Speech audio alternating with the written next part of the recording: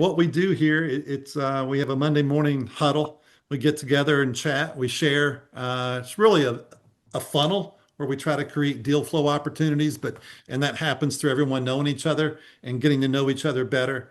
And I felt it's important to have that accountability, have the support, have the community, have the collaboration. So that's the effort here. Since you're a new face, why don't you take the microphone and share with us a little bit more about what you do? I know you work with Dana, and Absolutely. please feel sure to elaborate. Yeah, no, I think this is wonderful. I'm a part of a few local groups here, 1 Million Cups, and some other things that we do throughout the week as well. And you can really create a lot of synchronicity with people in a room, especially when you're getting to network repetitively. So Dana obviously speaks very highly of all of you, and we're excited to be able to join and hopefully do some business together. So high level, my background is in finance. Dana and I partnered because she's been childhood best friends with my business partner, and have had the pleasure over the last few months of working on some deals to create some traction.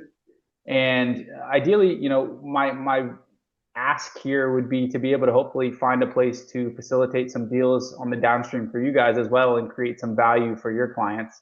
Essentially, what Nautix Capital is a blend between alternative and traditional financing. So, what we find is oftentimes a lot of our clients, they don't really know any other options that are out there outside of a traditional brick and mortar bank, mainly because no one's taken the time to really educate them. And, they're experts at real estate or they're experts at whatever their trade is, but they don't know the finance world. And frankly, it can be quite sharky if you don't have the right people around you to really educate you on it.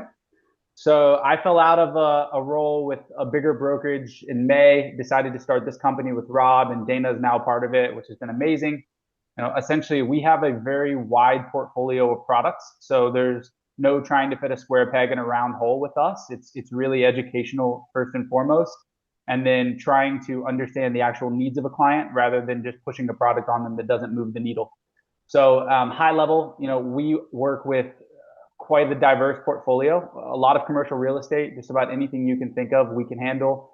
We also do a lot of alternative funding within the tech space. So things like PO factoring, invoice factoring, equipment financing, working capital loans, SBA loans, you name it, we pretty much do it. So my goal here is hopefully in joining you to be able to learn a little bit more about the needs of you and your clients as well to see if there's any synchronicity that we can create, and hopefully we can create some traction going into Q1 and earn each other's trust and some business. Where are you located at, Walker? I'm in Charleston, South Carolina. Okay, yeah, I love the area. Yeah. What Yeah, about you? I'm in Atlanta, but I used to live in Mount Pleasant for a while. Oh, So, okay. Yeah, this is home for me. I've kind of lived all over the world, but my first little girl about 2 years ago and moved from London to Tampa and then back to Charleston, built a home near my mom and my family. So it's been great. There's definitely something about coming back as an adult that I appreciate a lot more than growing up here. I think we were pretty spoiled. So yeah, we several people need to introduce you to. Jim Huang is one. Dana, of course, has met Jim, and I'm thinking of several people within our organization. So, after this call, why don't you share a little bio, maybe a one page of what you do and your yeah, sure. contact information? We can all distribute it accordingly. I would Yeah, love that. I would appreciate yeah, that. that'd be fantastic. Well, thanks for sharing that with us. It's a small, intimate group today. So I've got my mentor, or my sponsor rather, Mr. Keith Andrews here from Birmingham, Alabama. Keith is normally in prison on every Monday. Yeah. But this week they let him out on good behavior. So, and that's true. Not that he's out on good behavior, but it's true that he goes to prison each Monday on a ministry. Keith, why don't you share with us something you do on a weekly basis or a New Year basis that you found that's successful for you and share everybody with a little bit about your background? uh, and share about my background. Is that Go what you for just it. said? Oh, Yeah. okay. Well, first, okay, background. I've been around a while, people. I don't have any kids or grandkids to show it, but yes, I grew up in the '60s, if that tells you anything. '60s and '70s, and I'm sitting around watching stuff on Music Choice on TV, and they said, "My gosh, that was 50 years ago. Or I'm watching news on TV or what. Man, that was 50 years ago. Can you imagine that was 50 years ago? And I was already 20 years old 50 years ago. I thought, wow. No, 10 years old. That's right. 10, 16, whatever. Okay. Background is grew up around the world, ended up in Little Rock for about 20 years, then popped over to Charleston for about 3 years. And that's where I got a real estate license, changed careers, and did commercial ever since. So that's 20 years of commercial. I'm sitting in Birmingham, Alabama the last 17 years. I'll probably be here the rest of my life. I met a great lady and we're married. And so I'm not going anywhere. This is pretty cool. And unless we decide to do something crazy or something, but I don't think so. Got so commercial real estate 20 years, CCIM. It'll be 12 years this year, Eric. I'm at what 11 and a half years now of CCIM, and had some franchises in the commercial world. Hang my license with commercial companies and realize, wow, a lot of different changes out there. But the one thing that I've always done, because I came from telecom, I was in telecommunications for 20 years. That's what took me to Charleston. And then I said, I'm done with it. And my mouse just went straight over there and hit that. That's pretty crazy. Anyway, what I learned was communications was moving rapidly. It was analog when I started in telecom and then became digital. I'm not doing that. Who's raising my hand? That's pretty crazy, Eric. I'm not touching And anything. we'll ignore it because my hands are up here. Okay. Look at it. Maybe it's my voice command or something. I don't know. That's Sees your kind of movements. It sees your movements. okay. Anyway, the digital world rolled out in the mid 90s when it came to personal communications. We all started getting digital cellular phones because I started out in the cellular industry. And what happened, if you realize this, for those of us who are old enough, as technology advanced, you went from pagers to cell phones that could do what pagers is, which would be alert you. Then you started reading texts on cell phones in the 90s later on. And then the internet popped in and it just took off from there. And we now, smartphones came out in the early 2000s. And this guy right here is a computer. And what happened is those of us in business, we live by schedules, right? So everybody started doing schedules electronically. We had things before cell phones did. I can't even remember the names of the tools in the past. Samsung something or Sanyo or something. I don't remember, guys. And you walk around with your pilot or your electronic calendar in your pocket. That's all it was, really, Now it's on this communicator device here. And what I have always done, which makes complete sense, and I urge, are you recording this, Eric? Yeah. I urge that everybody on the planet quit relying on a phone only for scheduling. You've got to get you one of these. You got to get you a Daytona. Daytime. Okay, we're on here today. What we're doing? What's that say? Eric, office, home, all that stuff, right? That you got to do that. You've got to have more than one calendar. You're electronic, but there's only so much you can do with it. Reminders are great.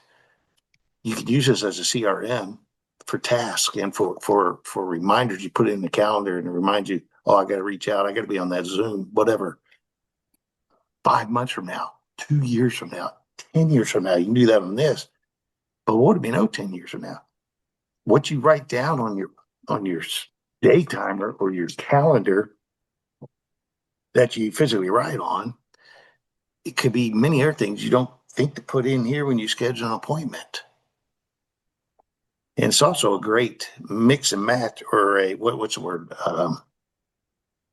Balances and was it checks and balances? Checks and balances. That's the right word. There are many times I'm looking in my calendar here a week or two in advance that I've written, and I said, "Oh my gosh, I didn't put that on my electronic calendar to remind me of stuff." Pop it over there. Then there are times I'm looking at my electronic calendar and I say, "Oh my gosh, I didn't write it in my book right here." So I'm constantly keeping my schedule, and it keeps me aware.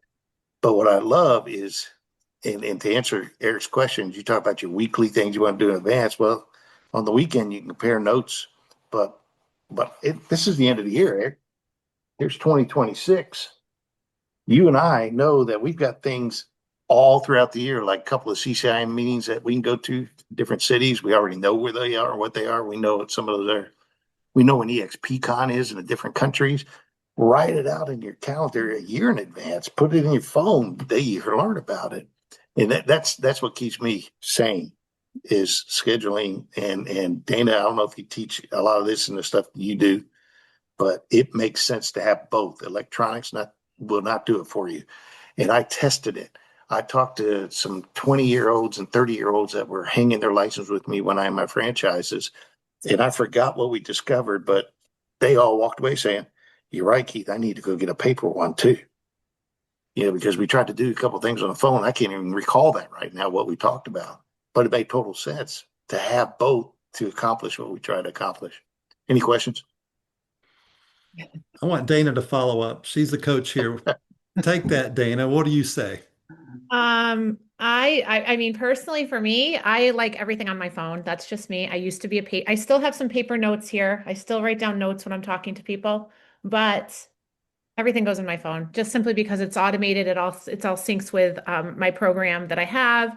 But everybody has their own way of doing things. And what I always tell people is do what works for you. Just do what works for you, what you feel most comfortable with, because if you try to force somebody out of a matrix to do something that they don't want to do and that doesn't work for them, they're not going to do it and it's not going to be consistent. So if that's something that keeps you consistent, I have several friends and people that I know that have a pretty pink planner and then they have a journal that they write, and that's totally fine. Do what works for you. That what makes you feel better. I still do better when I'm talking on the phone or on a Zoom, writing down notes. Like I will take notes when someone's like, you have to do this, you have to do that. That's, pages and pages of notes, because the otter thing doesn't work well for me. It doesn't, I need to write it down. That's just, I'm a visual learner. So that works for me. But yeah, it's interesting how everybody does things differently. So yeah, thank you for that, Keith.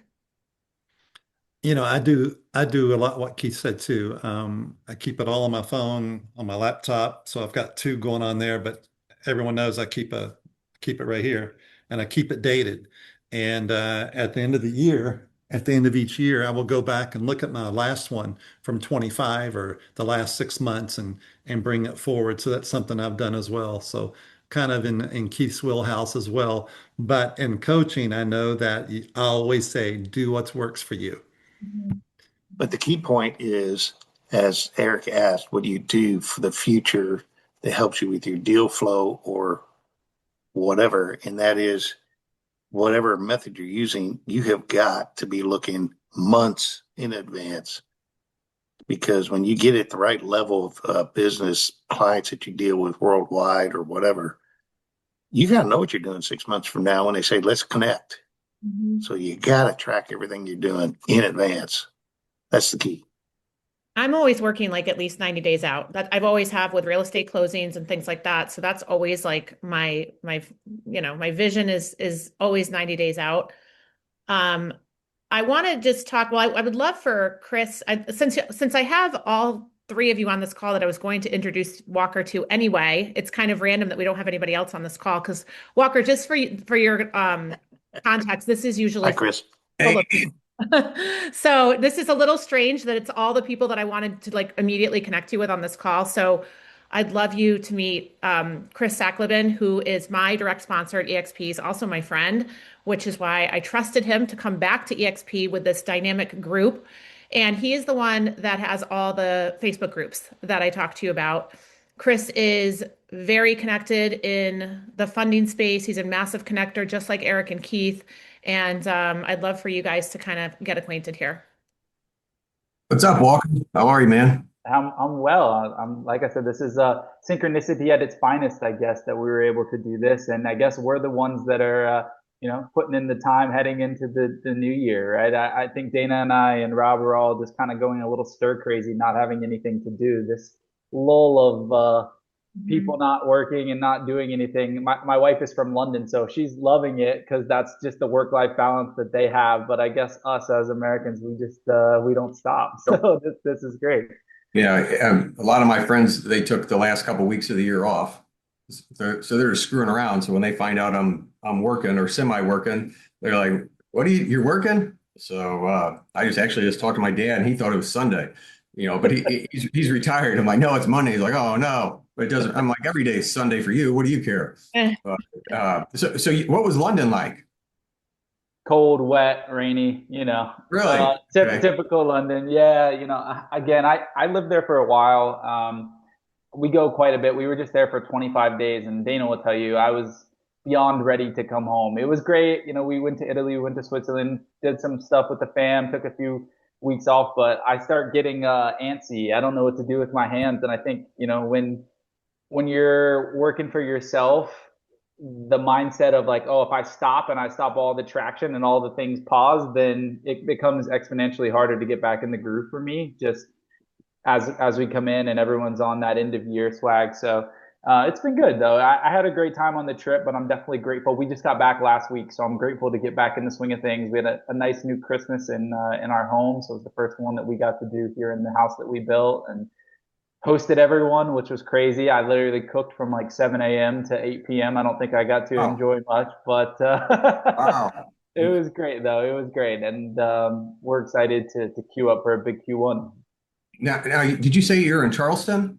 I am, yeah. So we live just outside West Ashley. So my mom lives like right on 61, right by like the plantations, and we built a house like maybe 15 minutes from her, just down 61. So it's nice. It's like a high school reunion for me because I see the same people, the same faces. There is something rewarding about that, but also it's nice to be able to go to the grocery store and not have to have a conversation with your third grade teacher or something. Yeah. So Now, I like both. is that where Fort Sumter is? Is Yes, there? it is. Mhm. Okay. So I remember I do a lot of traveling, either with myself or my family. I remember we took a ferry, out there. And Yeah. I mean, it's a beautiful, beautiful place to live. But like Dana said, she's one of my buddies. Eric and Keith, they're my buddies. And we all one of my claims to fame is we got into Harvard together. Not technically through the front door, but we got in through the back door. And I've been with Dana in multiple different cities, so it's a great group to spend time with. And a few years ago, I decided to change my world, and I kind of built a world in my head that I wanted. And part of it is to hang out with my friends and do everything I wanted to do from anywhere I want in the world. And so I'm on that mission. But like Dana said, I have these real estate groups. I have close to 30 around the country. I have about 600,000 members, and I started them when COVID hit. So I went from never even going to a Facebook group to having 600,000 members now. By the end of this year, I should have 1 million. And it's tricky to manage them all because I got so many people and so many groups, and it gets tougher because I get so many messages. Most people I just can't respond because I get so many messages. But I try to stay in my lane and focus on it. My groups, I do affiliate marketing in my groups, so I work with different companies doing different things, but they're all in the real estate space, and I pretty much run my groups almost like a network TV show, for example, like an NBC or something where they run commercials through. I have companies that I partner with, and then they run their ads through my groups. And then if people click on those ads, they end up on the affiliate pages and use, their services, whatever it might be. I mean, I do work with lenders. I work with cross segregation, leads, websites for real estate agents. When people click them, then I get a percentage. And then I also have other people I charge because I don't have spam in my group. So I charge them X amount of dollars per month that they want to be able to post in my group. For example, in Florida, at a title company, I was paying, I think they're $2,500 a month just so I don't delete their post, just to let it run through my groups. And I just duplicate that strategy all over the country. And I have real estate agents around the country that manage my groups for me. I essentially allow them to see all my leads before they get posted to the groups. In exchange, they remove or approve spam, approve comments, and they also get to see the stuff before anybody else does. So then they can reach out to let's say it's somebody, a real estate agent, and they see somebody looking for an agent, they can reach out to that person and say, hey, I'm an agent. I'm working in North Carolina. I'd love to connect with you. And it never goes and the group never sees it. And then about, I don't know, 4 or 5 months ago, I became an agent. And the only reason I became an agent was so that I could continue to use my groups as affiliate marketing, but for agent attraction through EXP. So I was lucky enough to meet Keith and Eric. And I'm like, man, I can do what they're doing. And they're like, but you got to be an agent. I'm like, oh, I got to go back to school. So I went back to school, became an agent, and here I am. Now I get to hang out with these wonderful people. And then a bunch of my friends, they're becoming agents just like I did. And they're jumping in doing the same thing. And that's about it for me. I love it. Where are you located, Chris? I'm in the Midwest. I'm in St. Louis. Okay. And besides these groups, I also run a separate company. We do like if you drive down the highway and you see like a Target and you see like a big strip center there and it has like the gyms and the restaurants and the bars. I own a company where I live and we do all the signage in these plazas for these big gyms. And we go between St. Louis and Chicago or St. Louis and Kansas City. And before that, I was a developer of billboards. So I would create the billboards that you would see driving down the interstates. I would find the locations. I would negotiate the leases, negotiate the permits. I'd have salesmen sell the ads. On a weekend, we'd send in semis with all the billboard pieces. All weekend long, the guys would be out there assembling and welding. Monday morning, people would wake up, there's all these billboards, and then those billboards were instantly sold to investors or other billboard companies. And so I worked my way from St. Louis to Chicago, put up probably about 100 of those structures. But I got tired of traveling, for work. So now my traveling's more fun, like Beverly Hills with Dana or Boston with those guys or Nashville. I mean, now it's more fun traveling, not work traveling. No, I love that. I used to live in Chicago for about 5 years, and I hear the Midwest slang. That's why I asked. Oh yeah, yeah. I tell Chicago's cool. people, tell people all the time, listen, like as a Southerner, I think Midwestern people are the most genuine people that you'll ever meet in your life because you just know exactly where you stand. Whereas in the South, people are very polite, but sometimes it's like, oh, bless your heart, and then they slam the door and they're like, that Yep, person, It's yep. like, so yeah, Midwest has a special place in my heart. I lived in Colorado for about 10 years and then Chicago for about 5 years. I used to work in the music scene, so traveled literally everywhere, did design, and I know the signage space quite well. In my previous role, I was still do a little bit of it, but I was a designer, so I worked predominantly in the music and sporting industries, and pretty much up until COVID, when the world stopped and there was no Yep. live events and there was no money to be made, and then I somehow fell into this crazy world of finance and have never looked back since. So, Tell me more about the music space. What were you doing there?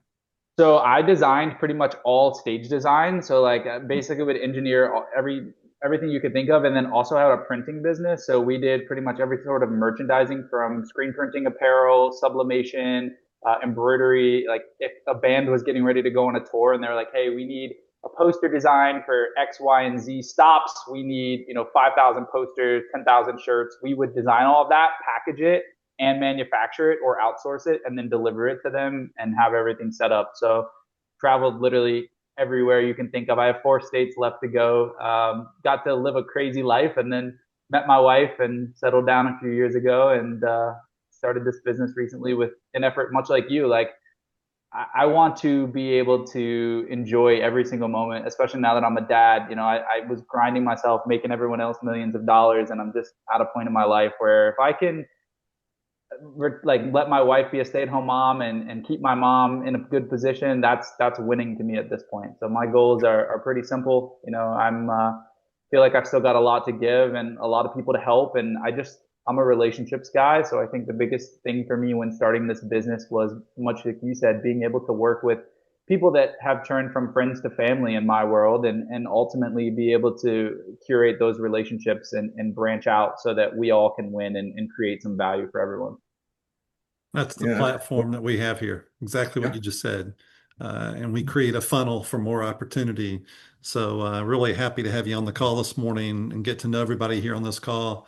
It's a good place to be, but from here, there'll be a lot of introductions and just showing up and meeting them and engaging. That's the number one rule. I love it. That's what it's about for me. Again, I'm a firm believer that your network is your net worth, and I look forward to hopefully getting everyone together, here sooner than later. Dana mentioned that you guys may have some events in the next quarter or something. And if there's an opportunity for us to be a part of that in any facet, whether that's a sponsorship or just coming out and having a meal or whatever, I would love to ultimately get some FaceTime with all of you and just nestle that relationship so that we can all see what's possible. And, again, I'm a firm believer of just respecting everyone's time. Speed is everything in our world. So if we can get you an answer and we can get it done, great. If not, a quick no is the next best thing in my world to a yes. So as I told Dana, as we get to know each other, I hope that this can be mutually beneficial. Obviously, we're of the mindset that if we're closing deals, like everyone's winning. So there's an opportunity for all of us to make money in that. I'm as open as it comes when it comes to just how the deals are structured and what they look like. At the end of the day, I would rather try and create a system where we're doing volume and we're all making money on the back end, and it can be mailbox money for a referral, and we can keep those business, in house, and then vice versa too. I don't know what kind of opportunities I could potentially create for you, but as we get to know each other more, if there's things that I can help, refer back to your business or anything to do with commercial real estate or just the Facebook groups or any value that we can give back to is important to me. So please, as we get to know each other more, please think about anything that we can do to also create some value for you, I guess is the right way. Do you have a sweet spot for your funding? Yes, but listen, we have curated so many relationships over the last 4 months that we have a home for just about anything. So here's kind of where Dana and I are going into the new year. So my goal, just so everyone is aligned, I have a one pager that's put together that I can send that's on brand. Everything is already pretty much on there. However, in an effort to just make sure that we're not leaving any deal or at least taking a look at any deal, because I'm of the mindset that if we can find a home for all of these deals, even like international stuff like that, then naturally more opportunity is going to present itself to us. With that said, some of those deals may be a little bit more low speed, high drag if it's something that's not within, the box, so to speak. But my goal before the end of the year is to finish this webpage that we're building that will really make it like foolproof, and an AI bot that I've been working on that's going to have every metric from pretty much every lender that we work with. So if anyone's ever curious, or if they're like, hey, in respect to your comment earlier, Chris, about not having time, I think all of us can agree that time is kind of the one thing that we can't get back. So I'm trying to streamline this process with this page so that there's full transparency on when a deal comes through. So everyone knows, okay, this came from my source, this came from my Facebook group, this came from whatever. That way we're all aligned in terms of how we can get paid. But more importantly, just being able to work them through the steps and take out some of the human interaction that's necessary to pre-qualify these people, just so that when they are coming through, it's a very quick link. They can answer a few quick questions in respect to their experience. And then from there, myself or Rob will take a call with them, make sure that it's a good fit. And if it is, we can have them fill out the formal application from there. That way we're not asking for something that's super invasive. It's just very transactional and like, hey, this works. It does. Great. Let's get your name and email. We'll hop on a call and then we'll expedite it promptly from there. And I could share a little bit more with you guys too, just about some of the things. I mean, you name it though, we pretty much do it. Commercial, fix and flip, DCSR or DSCR. There's really nothing, like we do a lot of like multifamily units, a lot of hard money lending for people that are just like, hey, I just don't really care what it costs. I have a really good opportunity to get this done. Again, outside of just the commercial real estate, we do a lot within the tech space. A lot of the money that we deal with is just people that are like, hey, I'm maxed on my credit with my bank. I'm on hold with my supplier. I have a $15 million PO, but I need $1 million and I need it tomorrow. Right. And so, for people like that, they understand that it's not always going to be the cheapest money, but when there's a quantifiable return on investment for them, they don't care if it costs them 15 grand or 20 grand or 100 grand because they're making 15x the money. Right. And so again, I think that's where the educational piece for me comes in. Like, I want to make sure that everyone knows all of the options, lay out A, B, C, and D, and then give them the tools to be able to make the best decision for their business. Hey, Dana, did you guys ever talk to Jordan at Jetson Capital? Because he mentioned sponsorship. That might be a good room to set up in for you guys. What? I'm sorry. With Jordan, with Jetson Capital, he loves people to do sponsorships. And with doing tech and stuff, wouldn't that be a good room to try to get in front Yeah, of? but you have to remember that Doru, who screwed me out of over six figures, works with Jordan now. Oh, I don't know Yeah. how that So relationship I've works. taken a little step back because I'm very salty about that. So Doru moved right in with Jetson Capital, Really? exactly like he does with everything else. Yep. After he screwed Donna and myself, does all my back office stuff, and he owes her money too. So I'm a little salty with this Jetson Capital. And I did see Jordan was connected to Chris Meyer with CCC in some way, shape, or form. I have no problem with Jordan at all, but I'm very leery to introduce them to anybody with what Doro has done and how many people he owes money to. So that is a very scary thing. So I Not somebody that I know, by the way. no, that's and that's last I saw they were still working together, Chris. So because he's probably unaware of what's happened, but if not, then no problem. But I don't want to make any recommendations to Judson Capital with Doro at the riding Jordan's coattails, if that makes sense. Who is Judson Capital, by the way? It's like a big networking event for commercial lenders, capital. It's a very good event, and I mean, I took Chris to one of the events, but Yeah. um, there was a problem with one of the people that I was working with that I made a lot of recommendations to, and Walker knows the story, where he took all the deposits from people up front, never got them financing, never refunded their deposits because he was negative in his bank account and his bank took all the deposits, and everybody was coming after him for his money, and these were all my referrals. And So what was this person's name? Doru Angelo, Doru Angelo.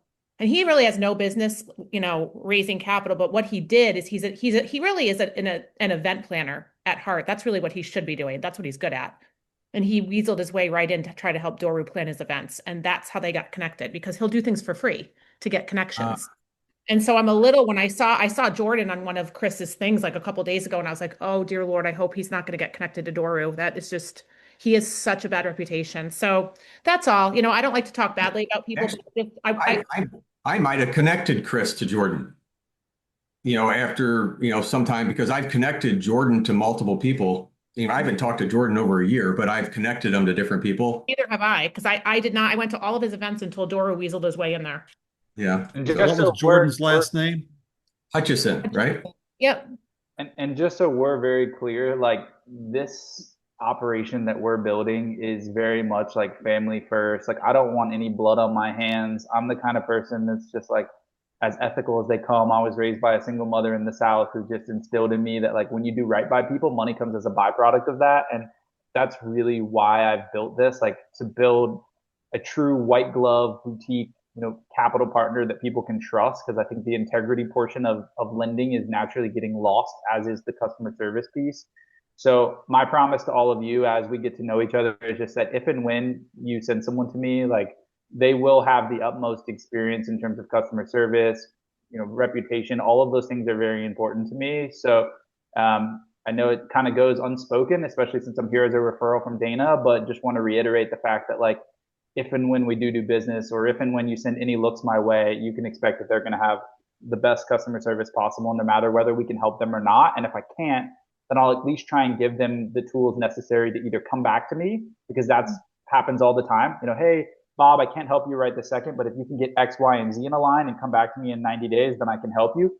Or try and find them a better home somewhere else if it's simply outside the scope of what we offer. That way, at least they're leaving with a good taste in their mouth. Mm-hmm. I love that. That's so important to me, especially after what happened. Unfortunately, it's happened to a lot of people in this industry. Coming from the real estate world, where everything was regulated, and it's kind of, in regular residential real estate, it's kind of hard to screw somebody. Like, you do a transaction, the money goes through your brokerage, I get paid. And it wasn't until I got into the funding world where, I always do things out of good faith and I always feel like people are going to come through. And then to kind of see that some people aren't, in that capital space, there's a lot of shysters out there. And unfortunately I learned the hard way. So that is lesson learned, and that's why it was so important to connect back. And you haven't met Rob, Walker's partner, but Rob and I were like best friends in high school, and I, always had a lot of respect for each other, and to be able to circle back and kind of share our stories of the trials and tribulations of the funding world as we were navigating it. Um, we had to learn the hard way. And so to know how important it is to have these good relationships. And that's why, I mean, honestly, if it wasn't Chris that called me to come back to EXP, I would not have come back.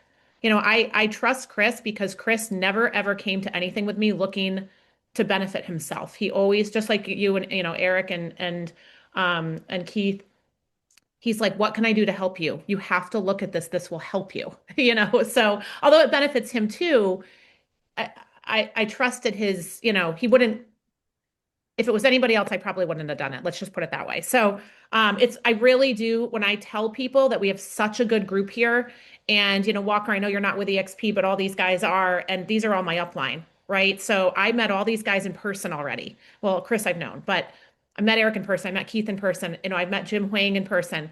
Um, to meet these guys in person before I actually even was signed with EXP, and for them to come to me and say, what can I do to help you?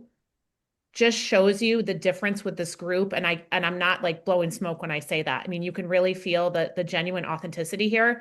And that's so important, especially after everything that I've been through over the last couple of years with the funding. And I tried some startup real estate companies. Some don't pay you, some don't have their act together. I had my first closing last week with EXP, was paid within 24 hours. I couldn't believe it. Literally was paid within 24 hours. So to see that work like clockwork, and the check went to the office locally here in town. Thank God they processed that for me and they did all the paperwork for me, um, which was awesome because I was just like, I'm not a big closer anymore. So can you please just process this contract? She did it for me like that. Super sweet, like just coming together. And I've already met them in person. Like it's just been such a wonderful group.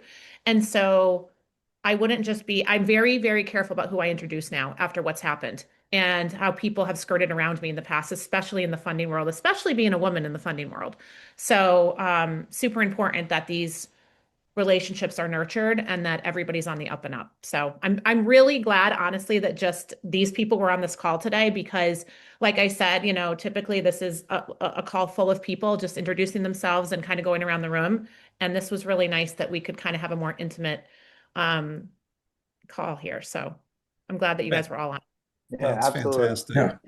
Absolutely. Walker, be sure to share with us that white paper that you've got when you get it done. Yeah, no, for sure. I can send you one after this call that I already have, and then as the edits come out, hopefully, by the end of the year, I will. Bye, Keith. It was a pleasure to meet you. Uh, I will definitely I'll sharpen that up and continue to refine it because we're always adding new lenders to the matrix. And again, heading into the new year, I want to be able to have a home for everything. So if someone wants conventional and that's what their heart's set on, we can still give them options in the alternative space just so they can see it. Because I think a lot of people are just, again, they don't know what they don't know. Just like I wouldn't know how to go and do a specialty trade or whatever else. So if they're specifically good at one thing, then hopefully we can build some trust and rapport with some of these people to at least allow us to help them and give them all the tools necessary to sit with their team and make the best decisions. That's great. That's great. We'll be making a lot of introductions for you for sure. Awesome. All right, everybody. Well, listen, off into the races for the week. Have a great, happy new year as it comes in. Hope you bring it in with those you love. Always love seeing everybody here on the call. Thank you so much. Feel free to reach out to me anytime. All right.